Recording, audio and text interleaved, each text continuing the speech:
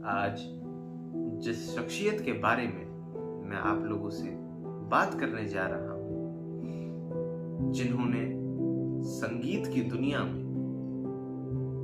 अपनी गायकी से पूरे देश में ही नहीं बल्कि पूरे विश्व में हम सबका सर गर्व से ऊंचा किया। आप समझ ही गए होंगे, भारत रत्न सुर कोकिला दीदी लता मंगेशकर जी के बारे में मैं आज बात करने जा रहा हूं। लता मंगेशकर जी के जो पिताजी थे, उन्होंने बचपन से ही लता जी को संगीत की तरफ बढ़ाया। उन्हें 5 साल की उम्र में ही संगीत के बारे में जानकारी दी और उन्हें सुरों के बारे में बताया।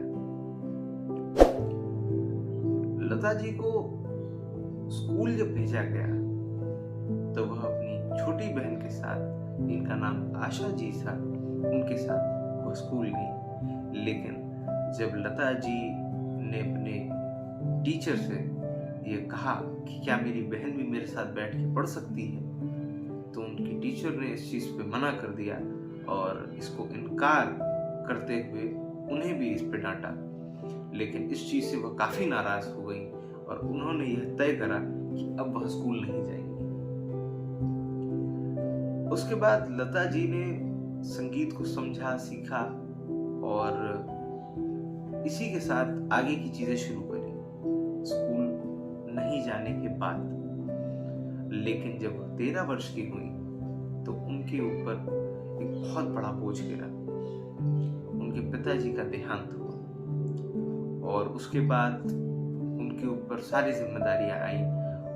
लेकिन एक नए बच्चे को अभी यह चीजें नहीं पता थी कि आगे क्या करना है।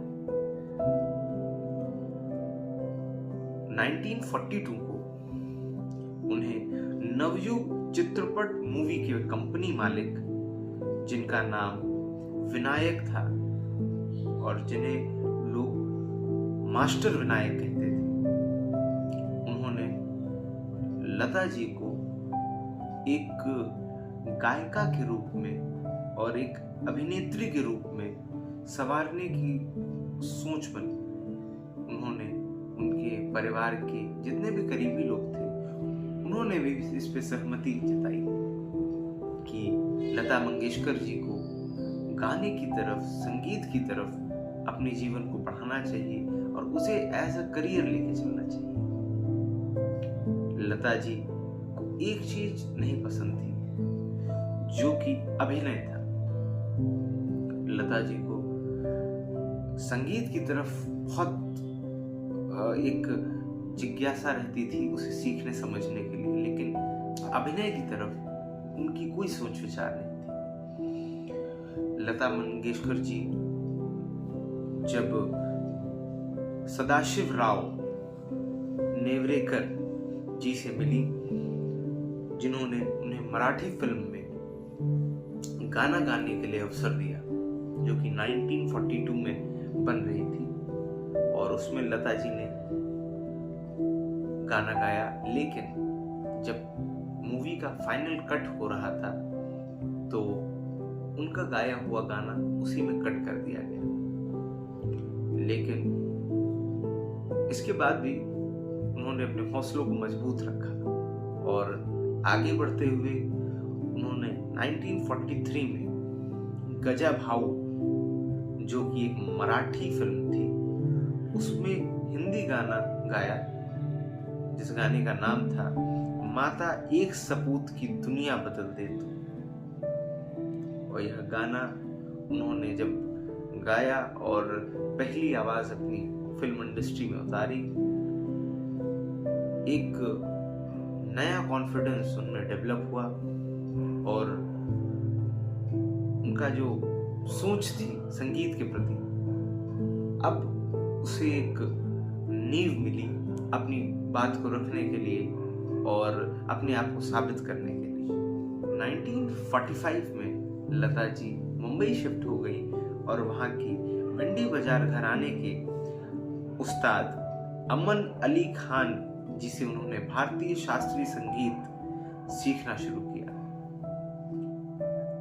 अमन अली जी जिन्होंने उन्हें इसकी शिक्षा दी और इस लाइन में उन्हें और भी ज्यादा मजबूत किया।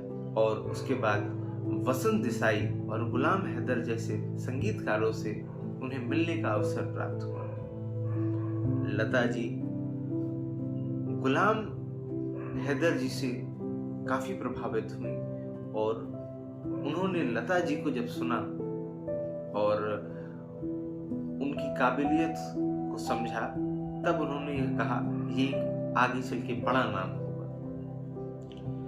गुलाम हैदर जी लता मंगेशकर जी का बहुत सम्मान करते थे और इसी के बाद वह उन्हें शशिधर मुखर्जी जो एक बड़े फिल्म निर्माता थे उनके पास ले गए और